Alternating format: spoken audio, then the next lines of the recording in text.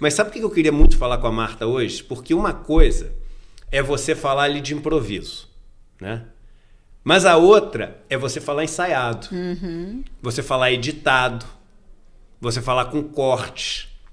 Então, teoricamente, as pessoas poderiam, né, contratar a Marta ou, né, Martas que existem aí, falar assim, vem cá, me dá uma dica aí para quando a Marta for me analisar, ela não conseguir pegar nada disso que eu falei. Aí a pergunta que eu queria fazer para a Marta era exatamente essa, numa propaganda eleitoral, que é ali o momento onde o cara tá super ensaiado, etc.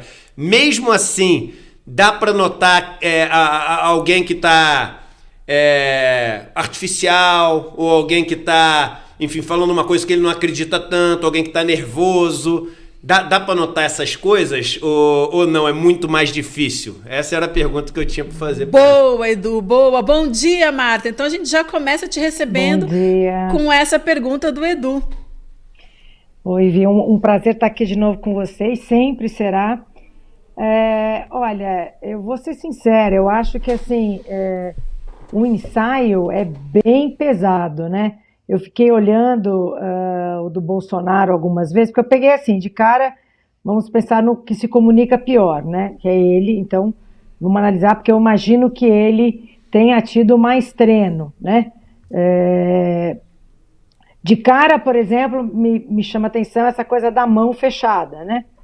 Porque esse é um clássico, assim, não fechar as mãos e tal.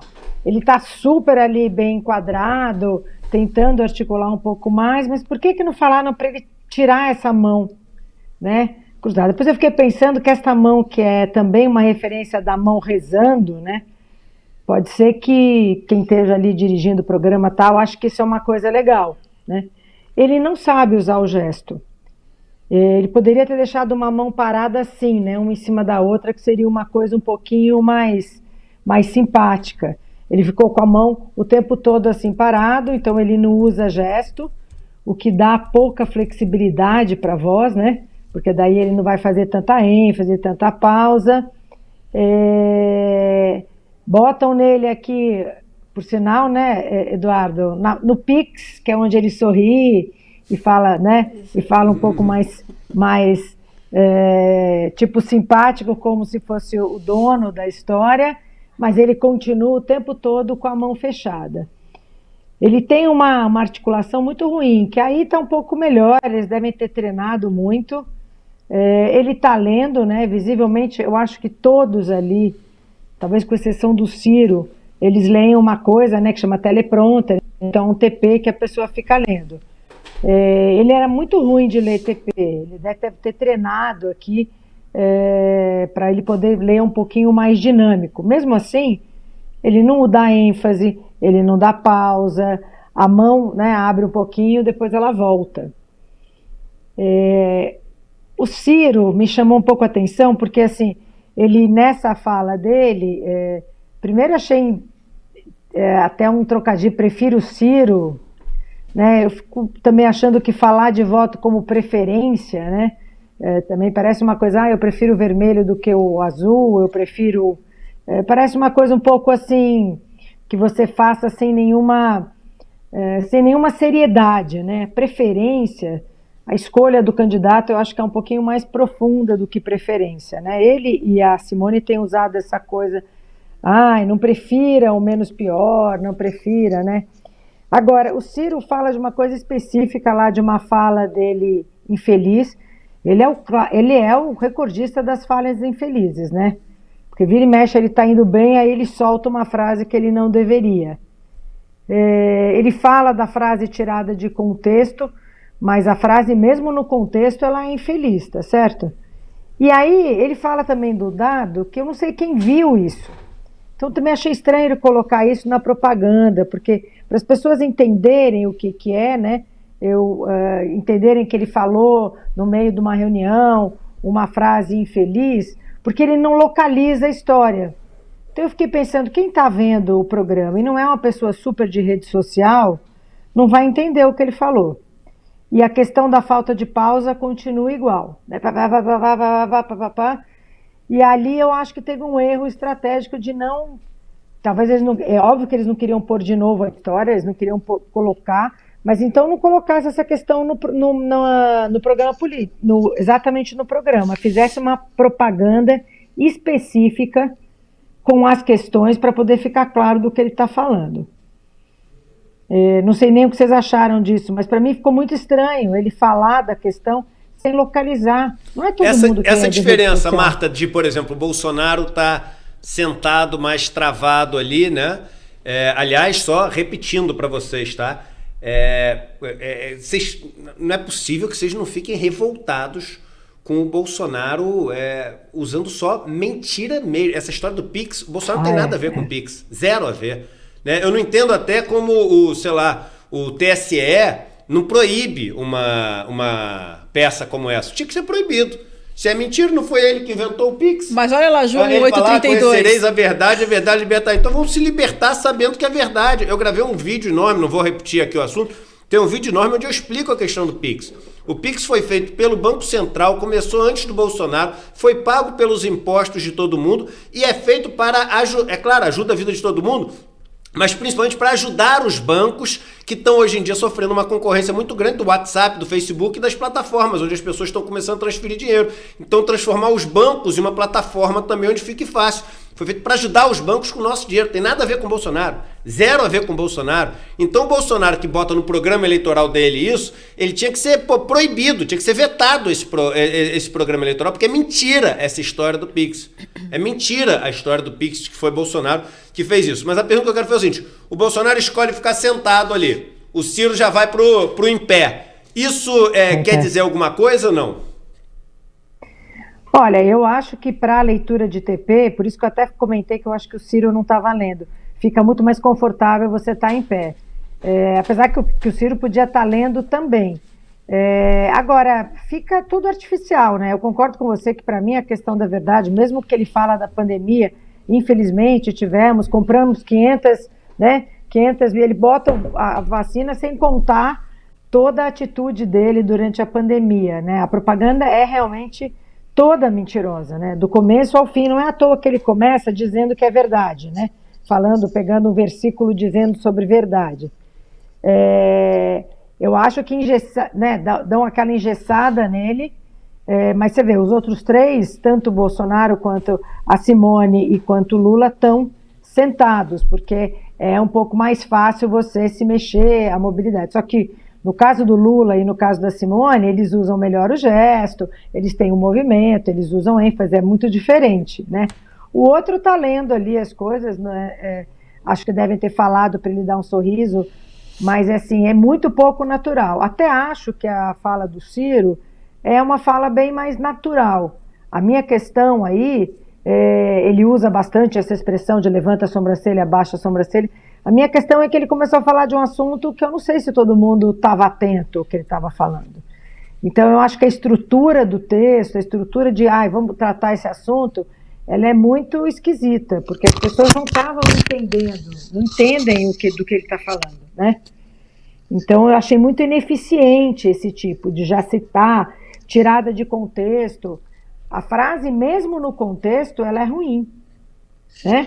Porque ele, não sei se vocês comentaram já aí, Edu, que é uma frase que ele fala num almoço, que ele é elogiado por um empresário por ter feito uma explicação, e o empresário agradece ele, e aí o Ciro quis ser simpático e falando não, quase dizer, é porque a plateia está muito por dentro do assunto, porque a plateia é muito. Ele falou, imagina se eu estivesse falando isto numa favela. Mesmo tirada de contexto, a frase não é boa, né? Lembra um pouco as frases ali do Paulo Guedes. Não é uma questão de contexto, né?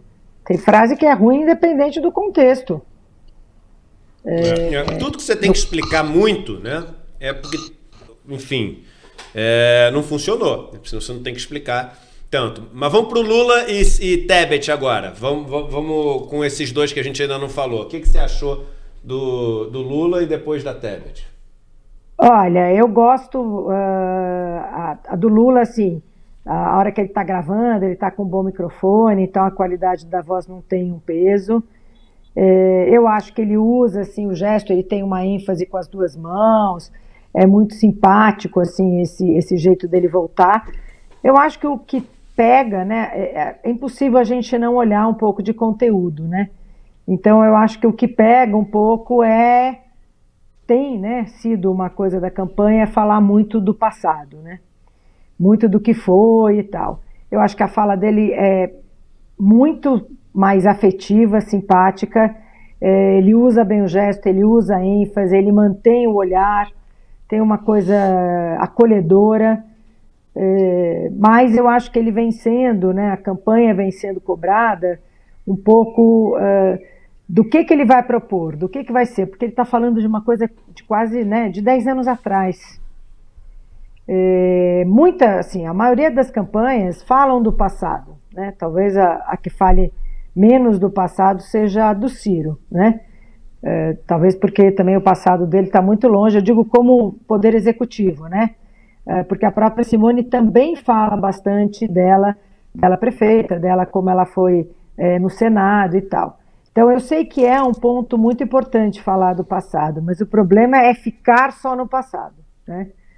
Então eu acho que ele tem... Uma pergunta, Marta, que é importante. Desculpa, que deu uma pausa aqui. Imagina. Eu achei que foi falha minha, não queria ter te interrompido. Foi mais uma pausa que deu aqui. Imagina. E eu já ouvi muita gente falando que na linguagem atual, esse excesso de zelo pelo estético, ou seja, o fundo muito borrado, um negócio muito cinematográfico, etc., ele tem uma função, mas tem um espaço também para um negócio que tem uma linguagem um pouco mais, sei lá, celular aqui, entendeu? Um pouco mais... O excesso de correção, né, estética, às vezes não pode distanciar um pouco, ou seja, ficar uma coisa... O Brasil está passando fome, né? O Brasil está com 33 milhões de pessoas passando fome. Você desce na rua, está todo mundo... dormindo ao relento, né? Você tá, vendo um monte de gente desempregada, você tá vendo, enfim, o leite a R$10, as pessoas gritando de raiva, etc. Aí, de repente, tá tudo ali, fundo borrado, coloridinho e não sei o quê. Tem espaço para, junto com isso, ter também uma linguagem mais, assim, informal, sei lá, mais direto, né? Mais no improviso e menos marcada, assim, ou não? O certo é para você não errar, ir só na boa, assim? Não, eu acho que você tem razão. O jeito de fazer propaganda política é antigo, né? É velho. Absolutamente velho. Porque, assim, se a gente pensar desde que eu comecei, acho que antes até de eu estudar essa questão, né, dos 20 anos que eu estudo, a propaganda era assim. Era essa coisa estética, né? Quando a gente nem tinha... tantas facilidades, gravava lá no estúdio e tal, né? Eu já acompanhei campanha presidencial, era tudo assim, o cara sentado, tudo bem, a qualidade era outra, mas era a mesma coisa que você tem hoje de liberdade, porque você poderia botar uma cena, por exemplo, né, do candidato com uma população, tendo acesso às pessoas, e botar, como a gente diz, quando o repórter faz em off a voz do candidato, né? Continua tudo muito... careta, sei lá como dizer, né? Eu acho que até o fato do Lula fazer bem o gesto, dele ter uma expressão facial favorável, mas ele está enquadrado do mesmo jeito que os outros, né? Ele está sentadinho, com o paletó e tal. Então, eu acho que tudo deveria dar uma mudada. Eu acho que teria que dar o que a gente vê dos candidatos, tanto dos deputados, é tudo engessado, é tudo a mesma fórmula. Eu acho que você tem coisas clássicas de gesto, então ninguém está com o braço fechado. Não, mas o braço fechado não teria sentido. Mas poderia ser caminhando, poderia ser outra forma, poderia ter sido outro lugar de casa. Nesse ponto, né, o Ciro está em pé e tem o fundo ali pouco diferente. Mas eu acho que é tudo muito engessado e muito careta. Eu acho que, pelo contrário, eu não imagino ninguém... sei lá, eu abaixo de 30 ou abaixo de 25 que veja esse horário político, né? Eu acho que nessa geração que é muito da internet, que é muito da dinâmica, do TikTok, vamos dizer, ela não vai aguentar ver isso, né? Porque é tudo muito padronizado, engessado, obedece uma diferença entre os candidatos, quem tem mais habilidade de usar o gesto, de usar a expressão facial, de falar, de ter uma fala um pouco mais afetiva, isso é importante, mas eu concordo plenamente com você. E eu fiquei impressionada quando eu estava vendo, que eu falava, gente, mas eu já há 20 anos que eu olho a propaganda dessa maneira, né? Existem algumas coisas que têm imagem, né? A propaganda também isso é um pedaço, né? Quando você pega o tempo todo do partido, isso é um pedaço. Mas é muito pouco que eles conseguem fazer, eu acho ainda muito pouco. Não sei, aí eu pergunto, não sei se isso é uma questão de dinheiro, que tem que fazer menos propaganda, ou tem menos gente trabalhando, eu não sei, porque eu acho que isso é uma questão criativa, né, de como é que você poderia fazer.